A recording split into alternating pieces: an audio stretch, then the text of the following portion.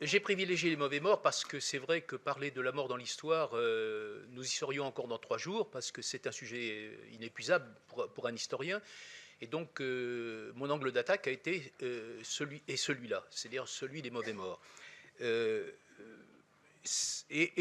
comme ma période, c'est surtout 16e, 18e, c'est surtout pendant cette période, qui est une grande période de mutation tout de même dans les mentalités occidentales, que c'est de cette période-là que je vais vous parler. J'ai pris en considération 2 catégories d'exclus, en fait. D'une part, ceux qui se sont mis volontairement en marge de la société en contrevenant aux dogmes de l'Église, et ceux-là ont compromis sciemment la destinée de leur âme et de leur corps, et je pense là, aux yeux de l'Église catholique, aux suicidés, aux duellistes dont je ne parlerai pas parce que je n'aurai pas le temps, et aux protestants. Le suicidé, c'est en effet le suicide est la pire des choses. La mort de soi, la mort infligée, qu'on s'inflige, l'homicide de soi. Je m'appuie d'ailleurs en partie là sur un excellent livre de Dominique Godineau qui a été publié en 2012 et qui s'appelle S'abréger les jours. La deuxième type donc d'exclus volontaires, c'est le mort hérétique, aux yeux de l'Église catholique toujours, celui qui refuse les derniers sacrements. Et déjà, avant la révocation de l'édit de Nantes en 1685, on sait que l'Église faisait la chasse aux hérétiques et que prendre l'hérétique à l'article de la mort pour faire pression sur lui et pour qu'il se convertisse était un argument important, précisément dans le cadre de la reconquête catholique des pays protestants. Dans les 2 cas, suicide ou mort hérétique, l'Église affiche donc sa volonté de punir l'acte pour que d'autres ne prennent pas le même chemin. Et au fond, il s'agit là de faire un exemple pour dissuader. Dans les 2 cas, le cadavre de ceux qui ont eu l'audace de contrevenir au dogme de l'Église est traduit devant la justice. Et puis, il y a également les réprouvés, le corps des réprouvés, je dirais presque à leur corps défendant, c'est-à-dire ceux qui n'y sont pour rien, dans une société qui est profondément marquée par la théologie du péché originel. Il y a tous ceux qui ne peuvent prétendre au sacrement de baptême qui les aurait sauvés à la vie éternelle. Et là, je pense, bien entendu, et ce sera la deuxième partie de mon intervention, je pense aux enfants qui sont morts avant de naître. On retrouve un sujet évoqué ce matin, aujourd'hui, moi c'est hier, des enfants morts avant de naître, les morts-nés, ou les enfants qui mouraient à la naissance, et dont le corps faisait l'objet autrefois d'un traitement qui blessait profondément les familles, puisque, au fond, ces enfants auraient pu très bien être parmi les bons morts, mais malheureusement, ils n'ont pas reçu le sacrement qui sauve, et par là même, ils seront exclus du ciel. L'absence de ce sacrement met en effet ces enfants, qu'ils soient nés à terme, je répète, mais qui peuvent être aussi des enfants, des produits abortifs de 2 ou 3 mois, les met dans une situation dramatique, insupportable pour les parents, car, bien entendu, on ne baptise pas un mort, encore que, on ne baptise pas un mort puisque c'est un sacrilège, je dis encore que, avant même que l'Église ne resserre son enseignement au moment de la contre-réforme catholique, à partir de la fin du XVIe et pour la France au XVIIe siècle, vraisemblablement les matrones s'arrangeaient avec les familles pour déclarer que l'enfant avait été vivant, ce qui permettait finalement de sauver la face et de sauver l'enfant au moins à la vie éternelle, puisque nous allons voir que se pose le problème de la double destinée à la fois de l'âme et du corps. En fait, ce que l'on craint beaucoup dans ce dernier cas, c'est que l'âme soit perdue, en perpétuelle errance.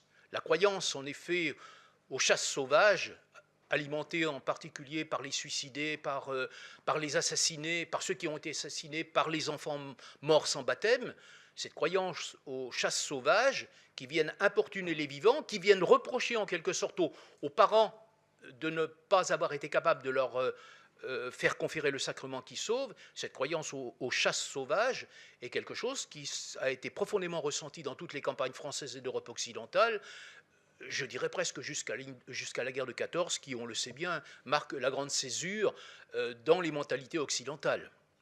La grande coupure avec toute la tradition. Alors, tout d'abord, ceux qui se sont mis volontairement en marge.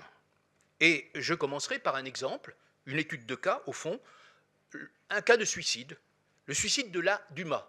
Hein, c'est une femme qu'on appelle la Dumas, c'est une comédienne. Donc c'est la raison pour laquelle on emploie cette formule la Dumas. Je tire mes exemples de procès, hein, 17e et là, dans ce cas-là, 18e. Fin 18e. 26 avril 1786, une actrice, la Dumas, meurt à son domicile à Brest. Elle s'est suicidée par désespoir d'amour après une liaison avec un comédien. Cas banal. Un homme de justice et deux chirurgiens se rendent au domicile de la femme, font le constat du décès, puis les chirurgiens décident de l'autopsier. Ils trouvent dans l'estomac un liquide rougeâtre qui s'avère être un poison violent. L'ordonnance de justice précise alors qu'il, je cite, embaume et sale le cadavre de la dite demoiselle Dumas afin de le pouvoir conserver. Des mois passent, et comme on ne connaît aucune famille à la défunte, on nomme selon l'usage un curateur d'office au cadavre. Le 17 octobre, donc elle est morte le 26 avril, soit 6 mois après le suicide, le premier magistrat civil de Brest, le sénéchal, interroge le curateur qui déclare avoir, je cite, connu la Dumas, mais qu'il ignore tout des circonstances de sa mort, qu'il ne connaissait les faits que par ouï-dire. Et le curateur de souligner alors que, d'après divers renseignements, on présume que la malheureuse avait parfois l'esprit aliéné, et je pense qu'il faut retenir cet argument de l'aliénation. 10 mois après le drame, le 5 mars 87, s'ouvre enfin le procès au cadavre. Mais le corps est de mal, puisqu'il échappe ainsi à une humiliation publique, à un procès et à une condamnation. Ajoutons que l'argument de l'aliénation a également fortement contribué à l'atténuation de la peine. Une telle procédure faite au cadavre frappe également les protestants. Je ne développerai pas. Contre les protestants, ce sont les familles, surtout, que l'on essaie de traquer.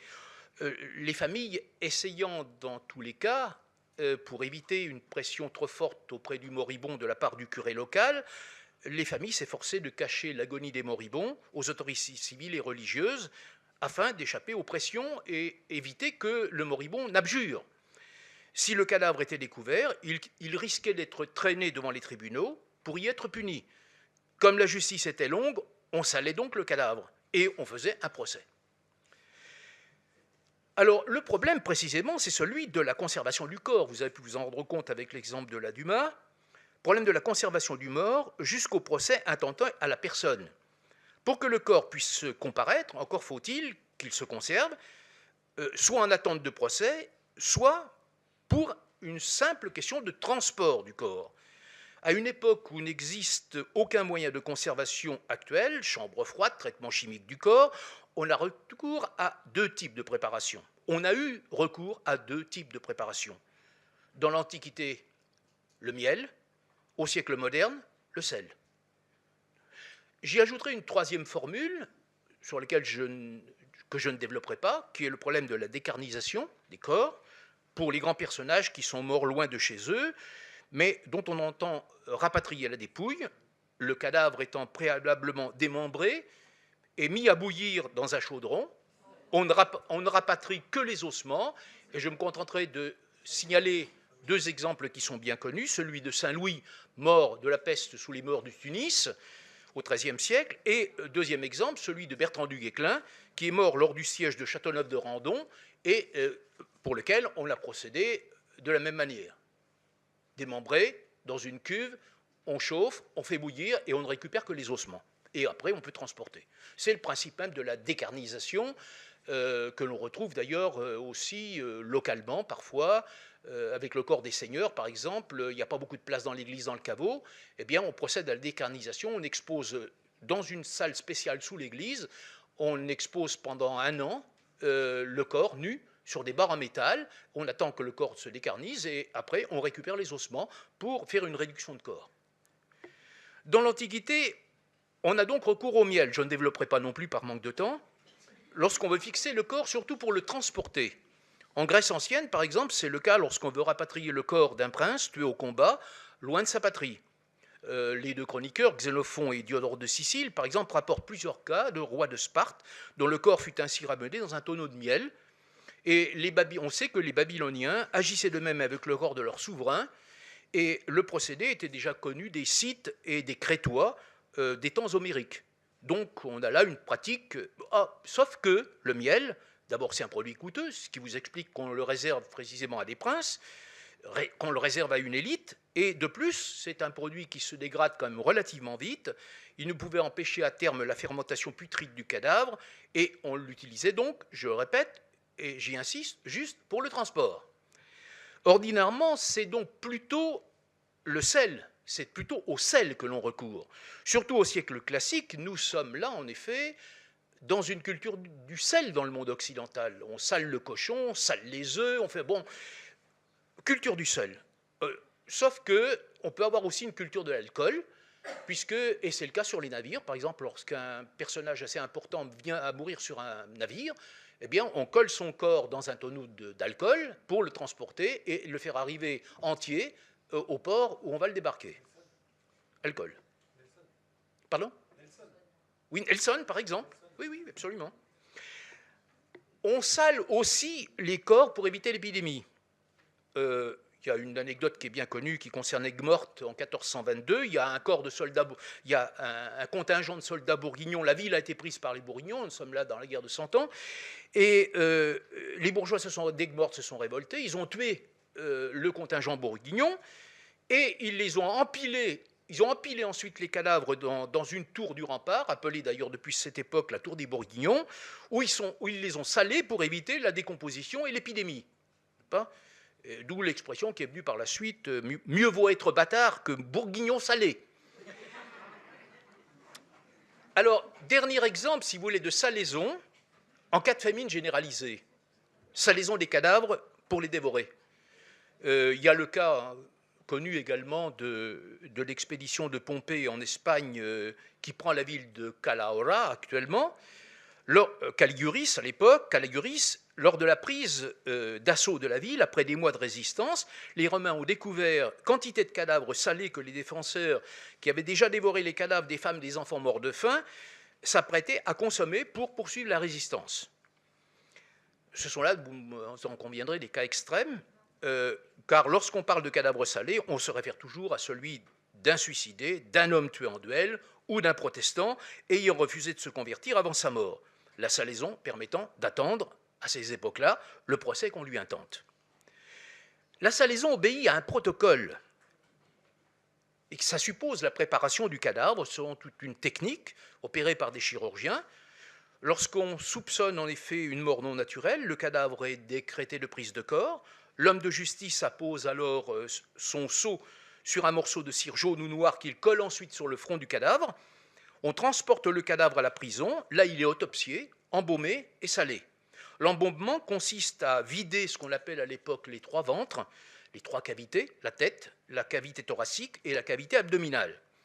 Cervelle, poumons et viscères sont généralement enterrés, puis le corps est nettoyé avec de l'eau-de-vie et des aromates, et ensuite il est l'objet de scarification.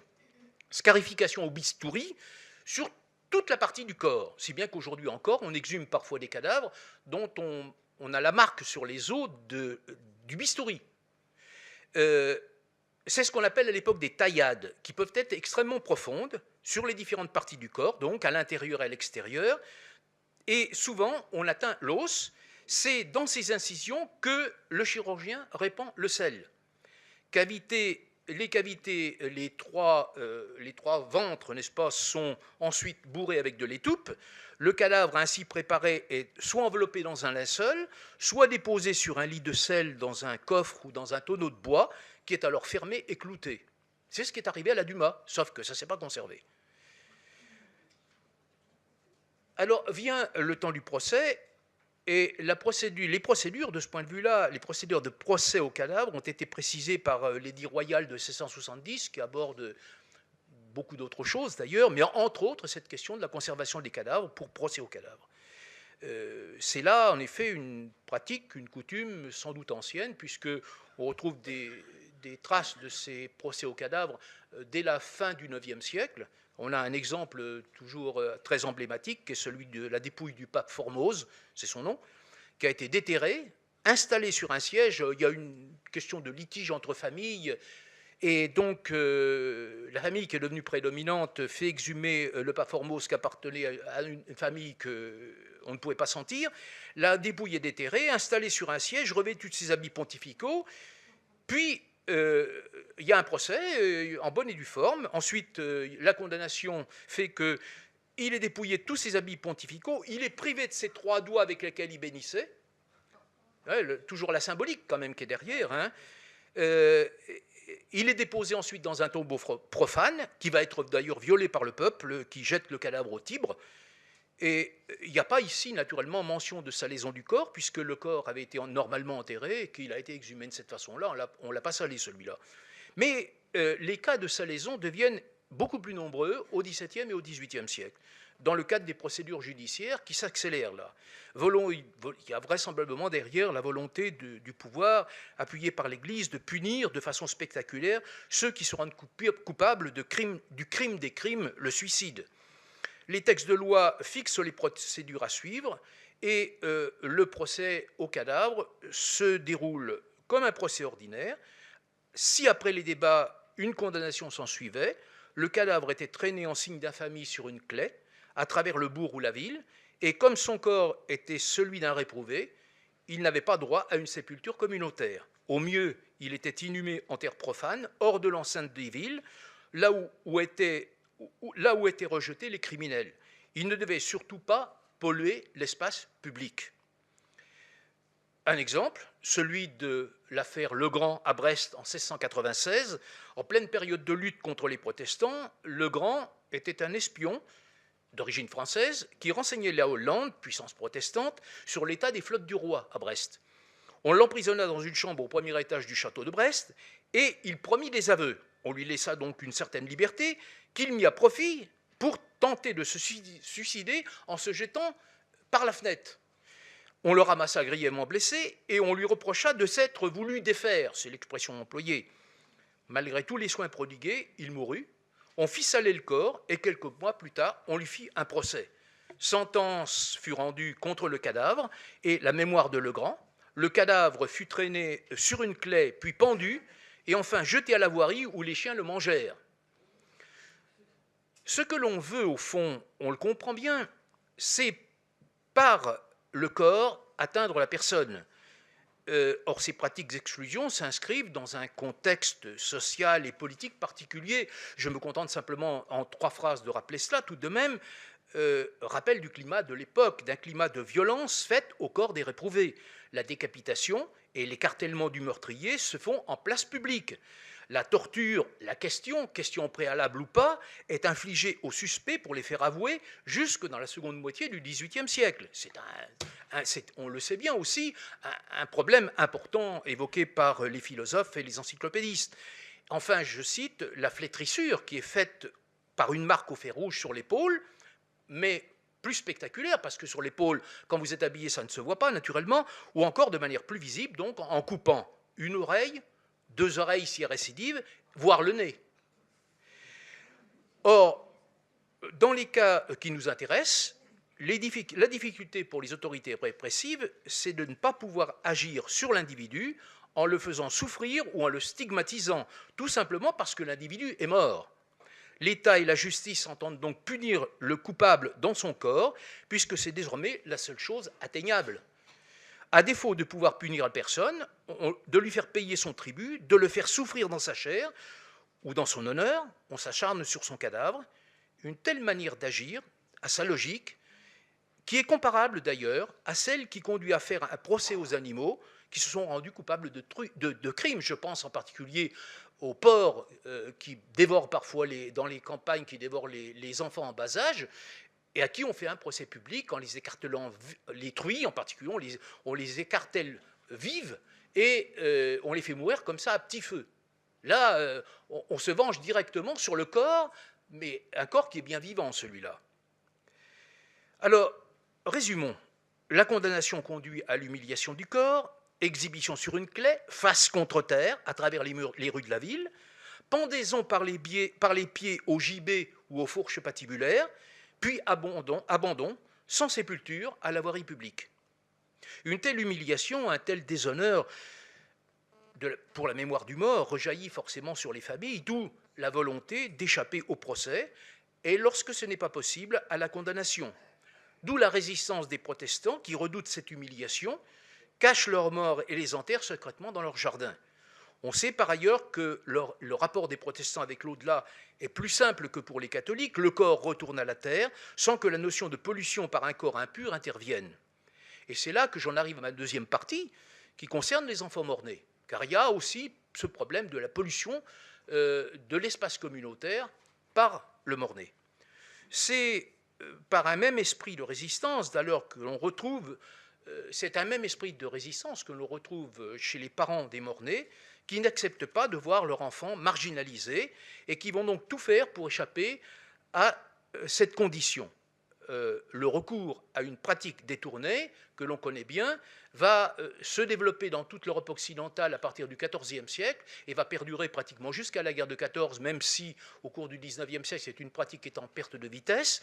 C'est la pratique de ce qu'on appelle l'exposition au sanctuaire à répit. Le terme de répit étant un terme employé par un ethnologue, Saint-Yves, Pierre Saint-Yves, au début du XXe siècle, pour traduire cette situation d'un enfant qui est entre deux morts. Un enfant qui n'est mort, il est mort, première mort, il donne des signes de vie, il peut être baptisé après exposition, donc il donne des signes de vie, après exposition devant une statue miraculeuse, il donne des signes de vie, un laps de temps suffisant pour qu'on puisse le conférer le sacrement, ou à défaut du sacrement entier, ce qu'on appelle le petit baptême, l'ondoiement, et à ce moment-là, il meurt une deuxième fois. C'est donc un répit encadré par deux morts, un répit entre deux morts.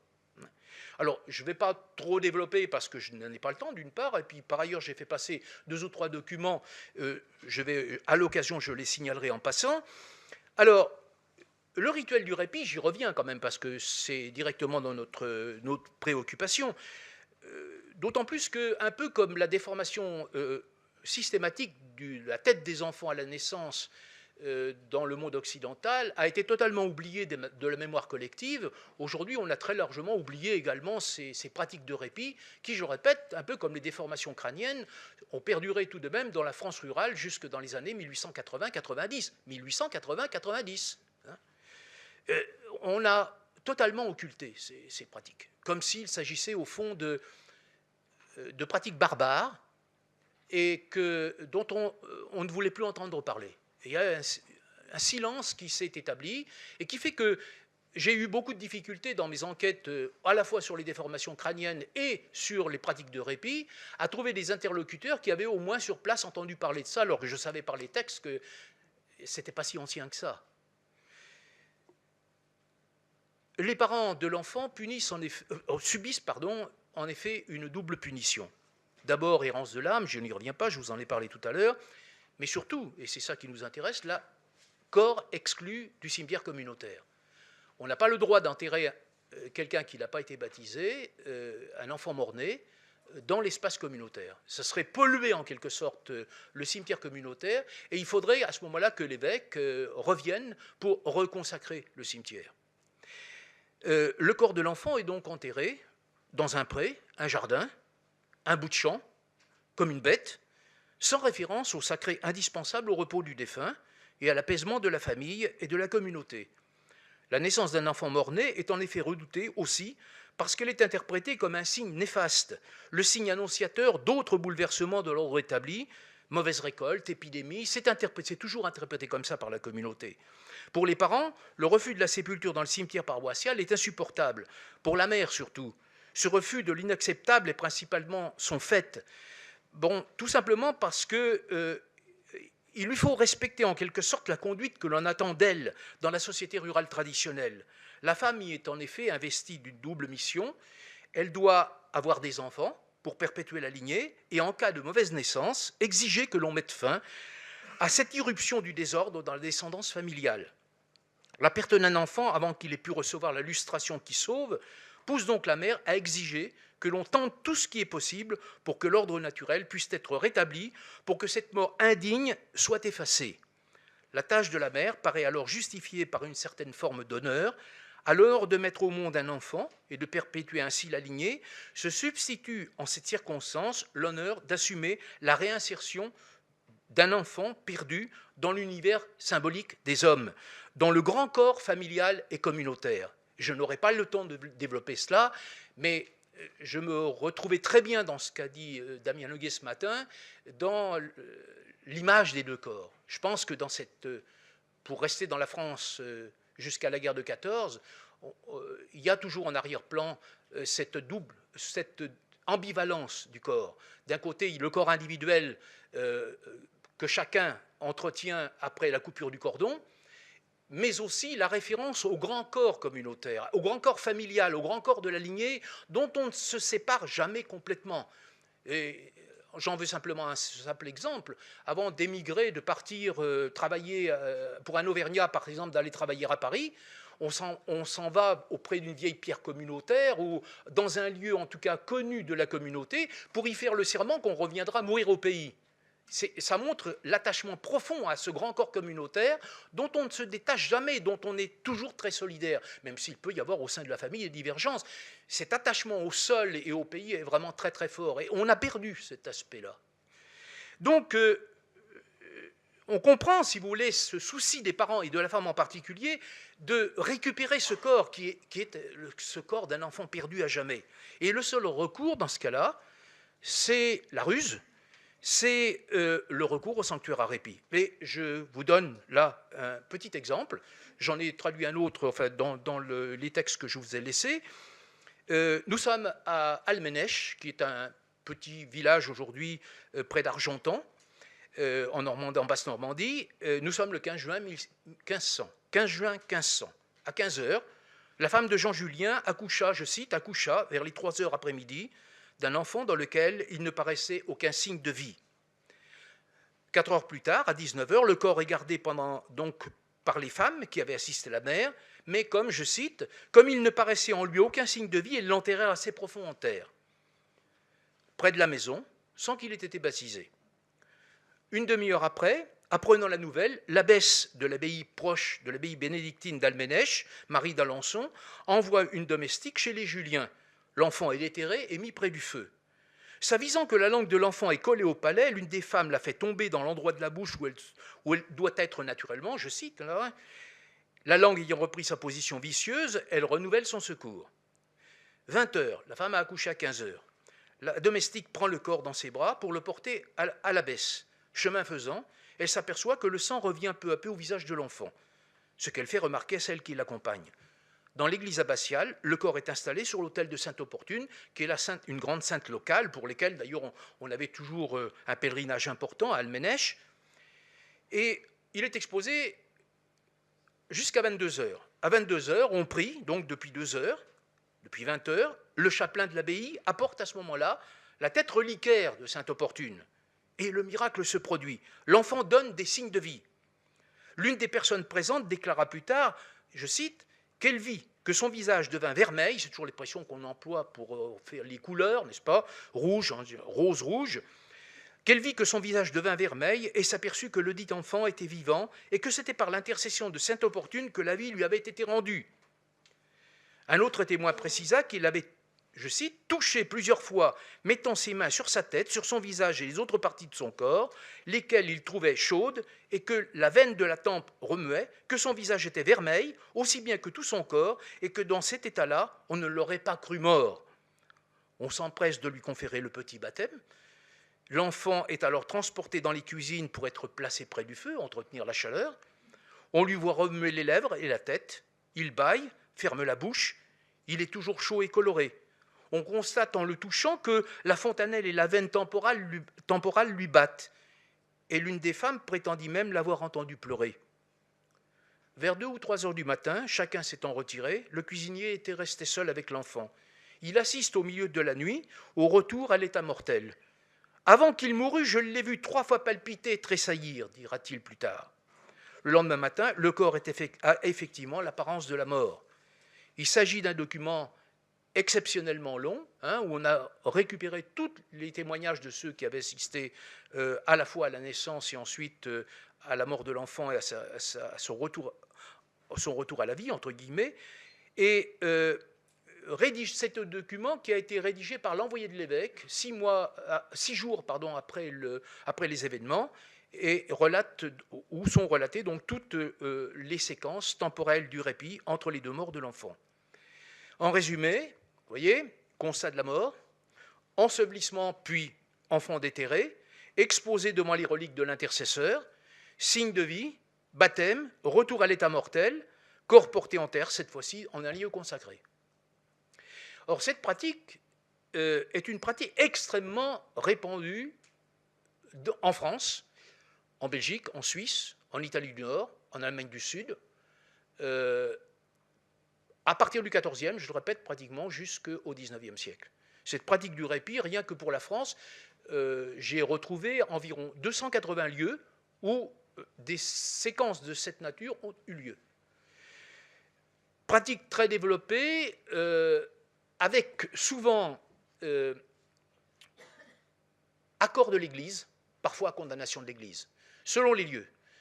Je n'ai pas le temps non plus d'entrer dans le détail. Souvent, d'ailleurs, le basculement se fait au XVIIIe, où la hiérarchie devient de plus en plus opposée à ce type de miracle, alors que dans d'autres cas, par exemple pour les curés des paroisses, surtout lorsqu'on a un sanctuaire à répit important, je donnerai un exemple, celui de Moustier-Sainte-Marie, par exemple, dans les Alpes du Sud, où là, on peut avoir, mais c'est le cas aussi dans d'autres, à Wurzberg, par exemple, qui est sans doute le plus grand sanctuaire à répit d'Europe au XVIIIe siècle, où vous pouvez avoir jusqu'à 2000 enfants qui sont exposés chaque année. Et on vient de 150 km autour pour exposer des enfants. Et vous pouvez avoir plusieurs corps d'enfants en batterie, en quelque sorte, exposés devant la statue miraculeuse de la Vierge, prioritairement, mais aussi d'un saint ou d'une sainte qui ont souvent des rapports avec la petite enfance, avec la naissance ou la petite enfance. Donc, une pratique assez généralisée de recours, vraiment le type même de ce qu'on a pu appeler, entre guillemets, la religion populaire, puisque c'est pratiqué pratiquement par tout le monde. Vous avez même des gens qui viennent, par exemple, à Moustier-Sainte-Marie d'Aix-en-Provence, et ce ne sont pas les parents, dans ce cas-là, lorsqu'on a affaire à des milieux bourgeois, ils font appel à un voyageur ou une voyageuse, c'est l'expression qu'on emploie, pour transporter le corps, l'exposer au sanctuaire de Moustier-Sainte-Marie, et d'assurer tout le rituel, finalement, du déroulement du répit. Le rituel est donc destiné à assurer, vous le comprenez bien, la réintégration de l'âme dans le giron chrétien et la sépulture de l'enfant en terre consacrée. C'est alors que tout s'apaisera et que les parents pourront faire le deuil d'un enfant né mort. Et d'ailleurs, l'ensemble de la communauté en sera rassuré. Souvent, d'ailleurs, vous avez, accompagnant le père qui part pour exposer l'enfant au répit, en emportant le corps de l'enfant dans un panier ou dans un sac, eh bien, vous avez souvent la matrone qui a procédé à l'accouchement, vous avez un membre de la famille, et puis vous avez 2 ou 3 personnes de la communauté qui accompagnent ainsi le père dans cette quête du répit, avec des expositions qui peuvent varier, parce que parfois les signes de retour à la vie, qui, vous le comprenez très bien, sont la plupart du temps des signes de décomposition, qui sont des signes extrêmement spectaculaires, de sang, n'est-ce pas, qui perle par le nez ou par les oreilles, de bras qui bougent, d'enfants qui saisissent un doigt qu'on leur tend, et on les soulève, n'est-ce pas, ils tiennent tellement fort que...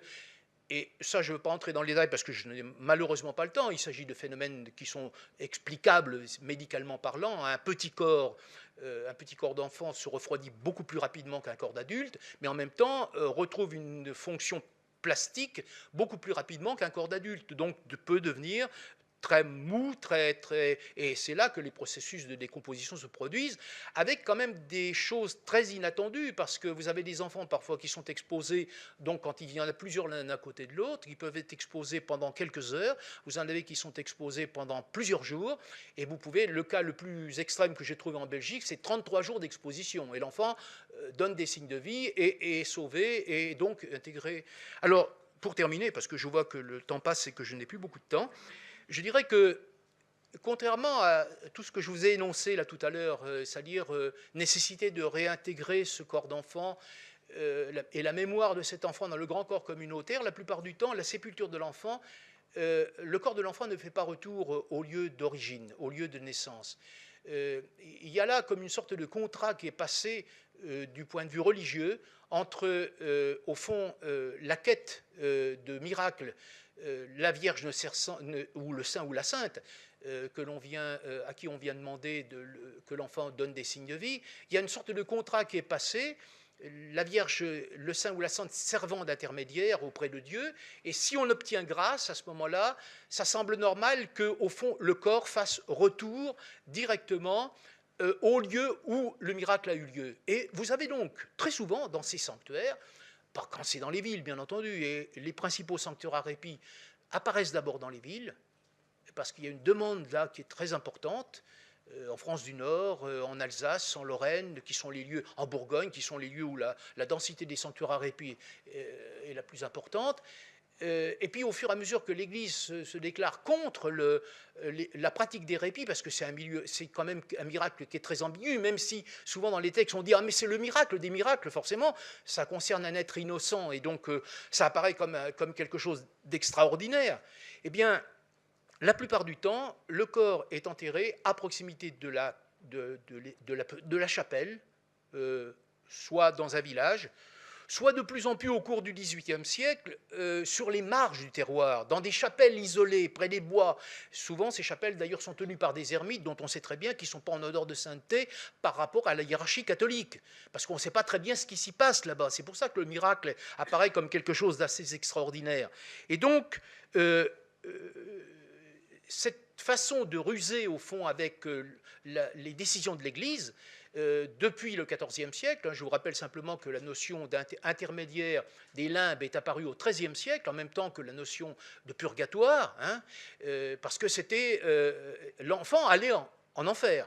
Et donc là, l'Église a imaginé une catégorie intermédiaire au XIIIe siècle, qui est la catégorie des limbes, qui permet à l'enfant d'être un peu dans une situation d'entre-deux. Mais il est beaucoup plus proche de l'enfer que du paradis. Et comme les parents ne peuvent pas rapatrier, toujours la question du corps, le corps de l'enfant dans le cimetière communautaire, on fait tout pour que... Et quand ça ne marche pas, il y a souvent des cas d'échecs, il y a souvent des échecs. Vous pouvez avoir 30-40% d'échecs. Les parents, après avoir exposé le corps de l'enfant, s'en vont vers un autre sanctuaire. Vous avez ainsi des sortes de déplacements itinérants vers 2 ou 3 sanctuaires, toujours dans l'espérance que ça va marcher. Et puis parfois, ça ne marche pas du tout. Et à ce moment-là, on ruse une dernière fois, on s'en va enterrer le corps de l'enfant soit contre la chapelle de répit, soit contre le mur de l'église paroissiale. Et l'idée qui est derrière, et qui est très nettement exprimée, par exemple, dans les textes en Alsace, c'est que cet enfant dont le corps secrètement enterré la nuit, contre le corps de la chapelle, va être un jour ou l'autre miraculé. Après tout, Dieu saura s'il est baptisé ou pas. Dans quelles conditions? On attend qu'il y ait un baptême pour un enfant bien vivant. Et on espère que ce jour-là, il va pleuvoir sur l'Église. À ce moment-là, la grâce de l'enfant qui est baptisé, avec cette eau qui coule sur les pans de la chapelle, à une époque où il n'y a pas de gouttière, vous savez très bien, c'est sous les... On dit souvent d'ailleurs qu'on fait une sépulture sous l'égout, de manière à ce que l'enfant mort-né bénéficie lui aussi de la grâce du baptême. Et un peu par procuration par rapport à celui qui, lui, a eu la chance de recevoir le baptême. Alors, j'arrête, simplement je conclus. À qui appartient le corps des malfaisants, des morts malfaisants, des réprouvés? Suicidés protestants d'une part, ou duellistes, enfants morts-nés d'autre part, ne subissent pas, vous vous en rendez compte, dans leur corps, les mêmes peines. Pour les suicider, les protestants et les duellistes, l'Église fait intervenir la justice, qui impose un châtiment public, humiliant, avilissant, outrageant pour la personne et la famille. Le corps ne doit appartenir à personne. Il n'est plus qu'une chose désacralisée, vouée à la pourriture et à la dispersion, la mort sociale inéluctable en signe de châtiment. Avec les morts-nés, l'Église est également à l'origine de la double exclusion du ciel et du lieu de sépulture, mais on reste dans le domaine de la sphère privée. L'Église ne peut pas être à l'aise naturellement devant une telle situation. Voilà des enfants qui sont voués au pire tourment alors qu'ils sont innocents. Si l'expression n'avait pas été appliquée déjà à d'autres circonstances, je dirais que ces enfants, au fond, après tout, ce sont des malgré nous. Hein. Et comme le miracle fait partie de la pastorale de l'Église, il est bien difficile à l'institution de réprouver complètement ce qui se passe au répit. Si c'est une affaire privée au départ, puisqu'elle ne concerne que les parents ou la parenté, c'est une affaire qui va devenir publique lorsque le corps est exposé au sanctuaire à répit. Tous ces corps alignés, n'est-ce pas, forcément donnent une dimension publique à ce rituel. C'est surtout par le biais du miracle accepté la possibilité d'une réparation qui n'est jamais envisageable dans le cas des suicidés et des protestants. Et s'il faut tenir compte des échecs et des nombreux cas où le corps de l'enfant est enterré sans rituel par ses parents, il y a à l'évidence également de très nombreux succès, j'allais dire. Je terminerai tout de même en soulignant le retournement qui s'opère au XIXe siècle. Là, les choses changent. D'abord, nous avons le Code civil. Nous avons des comportements qui ont changé par rapport à la mort. L'Église a assoupli sa position par rapport aux morts-nés et tolère maintenant, si vous voulez, que le corps de l'enfant non baptisé soit enterré dans le cimetière communautaire. L'enterrement dans la sphère privée du corps d'un enfant mort engendre maintenant le soupçon au XIXe siècle, le soupçon d'infanticide. Et vous avez des parents qui, au XIXe siècle, pour avoir enterré, et au fond s'être plié à la tradition, qui consistait, lorsque l'enfant n'avait pas reçu l'eau du baptême, à être enterré dans un pré, dans un champ, comme une bête, n'est-ce pas? Eh bien, on les accuse d'infanticide, et vous avez ainsi des parents qui, au XIXe siècle, je pense certains cas dans le Nivernais, par exemple, qui sont traduits devant les tribunaux, tout simplement parce qu'ils ont enterré secrètement le corps de leur enfant de cette manière, poursuivis devant les tribunaux, tout simplement pour avoir appliqué, au fond, une tradition séculaire. Voilà, mais qui était passée de mode. Merci de votre attention.